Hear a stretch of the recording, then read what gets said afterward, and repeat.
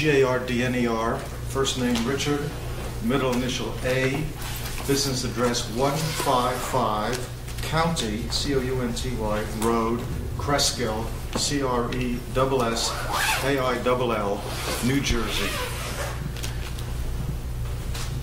Dr. Gardner, I'd like to show you an 8-page document that I would mark as Respondents A. Is that a copy of your curriculum vitae? This is not the full CV, which is about 90 pages. This is an 8-page summary. I'll stipulate to the doctor's qualifications, Your Honor. I appreciate the stipulation. I would like to hit some highlights, Your Honor, as I believe the court is unfamiliar with this witness's background. You can do it, though, briefly, right? I can do it briefly. I understand to be concise. Be brief, be bright, and be gone. I like that. Maybe I should make a sign. Well, that was the advice that my uncle gave me at my wedding dinner when I was stood up to speak. Be brief, be bright, and be gone.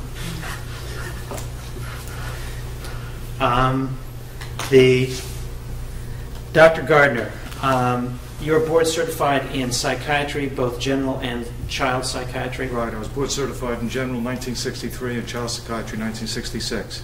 When you were certified in 1966, what was your standing in the United States? I was #1 on the 1966 examinations. Are you a full professor at Columbia Medical School? Right, and I've been on the faculty at Columbia P&S, Physicians and Surgeons, since 1963. And I've been a full professor, full clinical professor since 1983. Have you received any distinction since you took your certifying examinations? Well, I've been the first person in clinical practice in the Department of Child Psychiatry to be elevated to the rank of full professor. I had to satisfy all the academic requirements, and up to that time, no clinician had achieved that rank. I've also a visiting professor at the University of St. Petersburg in the last few years, and in the past I was a visiting professor of child psychiatry at the University of Louvain in Belgium. Do you have any teaching or medical school appointments? Well, I've mentioned those. Okay.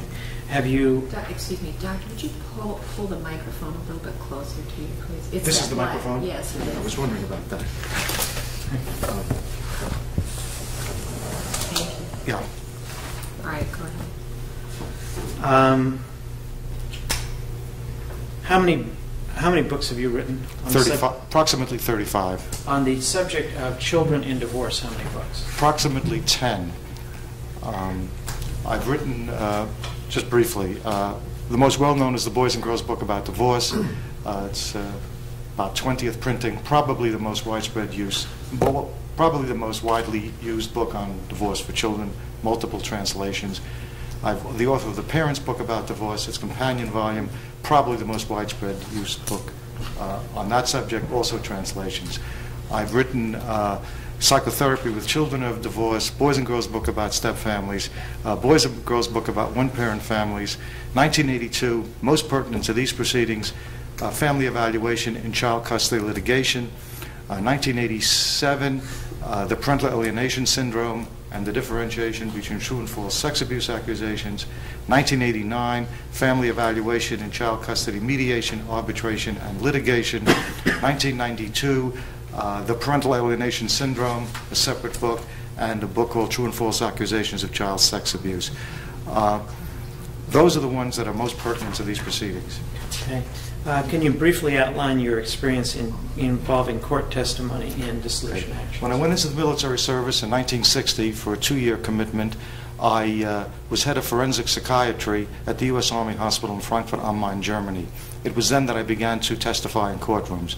Upon my discharge from the service, took 1 more year of residency training, was chief resident in child psychiatry at Columbia Medical Center, went into private practice 63. As a child psychiatrist with previous experiences in forensic psychiatry, I started to get referrals in child custody disputes. And that began over 30 years ago, my involvement in child custody disputes. In the early 80s, I began to see what I considered to be false accusations of sex abuse in child custody disputes, and began to work also in the area of differentiating between true and false accusations. And so that's a spin-off track. less relevant to these proceedings. Who coined the term parental alienation syndrome? I did. Okay, is that because of the book that you are the author of? Yes, I mentioned that in 1987 there was a book called The PAS, which I'll call Parental Alienation Syndrome, and the differentiation between true and false sex abuse accusations. By 92, there was such a vast expansion of my knowledge and experience that I was able to publish 2 separate books, one called PAS and one on true and false accusations. What is PAS? As mentioned, this is a term that I introduced in the early 1980s. In the late 70s, I began seeing a new phenomenon. As I mentioned, I began doing child custody work in the early 1960s. And what I saw was a phenomenon in which a child was obsessed with a program of denigration of a parent. More often than not, it was denigration of the father, and I initially thought that it was simply a matter of the mother programming the child against the father. However, I had a number of experiences which led me to conclude that it wasn't simply a question of maternal programming. In some cases, it was the father who was successful against the mother, but the child was introducing his or her own contributions to the campaign of denigration. And with subsequent work in the area, I came to realize that although the child might have a choice of whose bandwagon to jump on, since both might be trying to program, the fact that the child jumped on mom's bandwagon usually reflected the fact that the child was more closely bonded to the mother. More often than not, the mother had been the primary caretaker. She had been the one who had spent most of the time with the child, was most committed to the child, and the child was joining forces with her because it recognized that the child custody dispute was taking place, and to join with her would lessen the likelihood of being assigned to live with the father primarily. This disorder arose primarily, if not exclusively, in the context of child custody disputes. So that I thought that to call it parental programming would really not be correct, because there was a combination of both the parental program and the child's contribution. I called it PAS. I emphasized that this concept is not applicable in situations when the father or the hated parent is indeed abusive, rejecting, abandoning, neglectful, etc., because then the animosity may very well be warranted. So it's only in situations when there is no evidence of abuse and the campaign of denigration is programmed, and then the child jumps on that bandwagon. 90% of the times it's the mother who's the favored parent, the father who's the hated one, and in about 10% of times, it's the father who's the hated parent, and it's the mother, the father who's the loved parent, and the mother who's the hated parent. Would you like me to elaborate on the main signs and symptoms? Yeah. Your Honor, before this goes on too much further, I would just like to say this is supposedly a review hearing. We are being courteous to Dr. Gardner in allowing him to testify when there are no other witnesses because he is from out of state. And I'm just wondering where we are going with all this. I think we've laid adequate foundation of his credentials and the idea of parental alienation syndrome. Can you now bring it into the specifics of his case? Yes. And there are 2 other areas that I want to cover with him besides PAS, Your Honor. Did you look for the primary manifestations of PAS in the reports in this case? Yes. What are the primary manifestations? Okay. And my follow-up question after that will be, did you find them here? I list 8 in my book on the subject. The number 1 is a campaign of denigration, where the children are obsessed with denigration against the hated parent, where they will guiltlessly use profanities against him, spit in his face, make his life miserable, refuse to visit with him, break furniture, and in extreme cases consider him to be noxious, poisonous, vile, odious, and that it's like an ongoing campaign. This is in the both in the moderate and the severe forms. I have 3 types: mild, moderate, severe. I'll describe the more classical cases. The second is weak, frivolous rationalizations for this denigration. So you say to the child, well, why do you hate your father so? Well, I just hate him. Well, give me a reason. Well, when he used to live in the house, he used to chew too loud. The frivolous rationalizations, sometimes ludicrous, would be the second. The third would be lack of ambivalence. Normal children and children with other disorders, you ask them to list the positives and negatives about each parent. You'll get positive and negatives, things I like, things I don't like.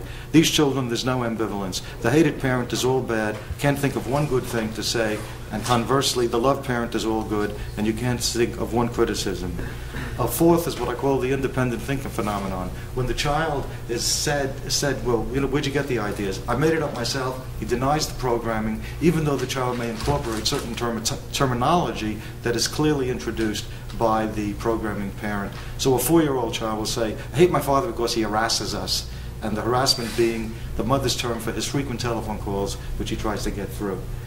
The fifth is the reflexive support of the loved parent in any conflict. Of any difference of opinion, whether the father indeed hit the mother, or whether he's stealing, or whether he's paying bills, or what have you. Whatever the source of conflict, disagreement of opinion, even the child's own observations are shelved, and first priority is always support the loved parent and never support the hated parent.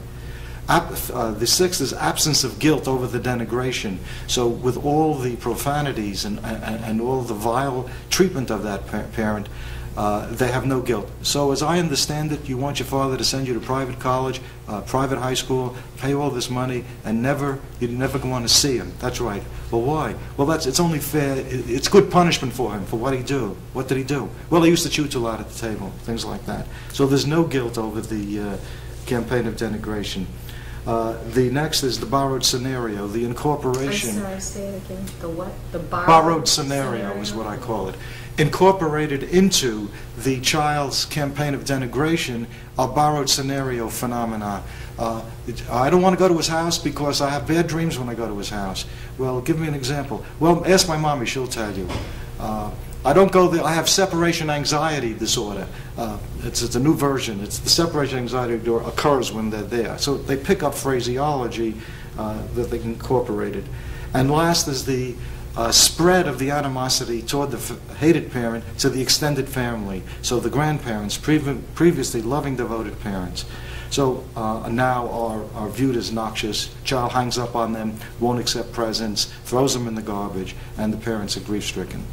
Now, those are the main manifestations you see in the child. Okay, now let's make it sharp to this case, because that's what... Yes, with this case, okay. yes. What did you or did not find of those manifestations in the reports of this case?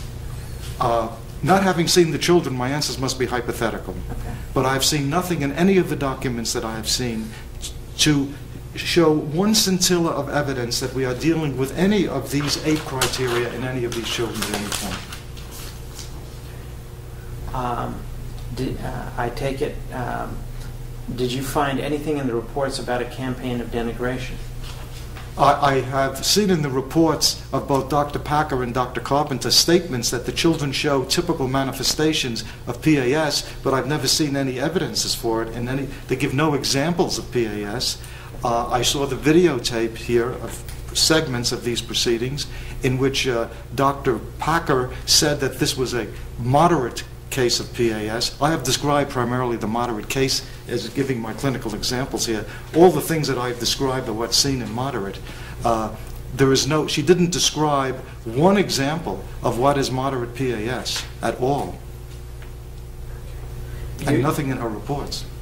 Did you find anything, in this particular case, there was evidence previously given to the court about an incident involving an answering machine? Involving a what? An answering machine. Yes, I've heard of that. Okay.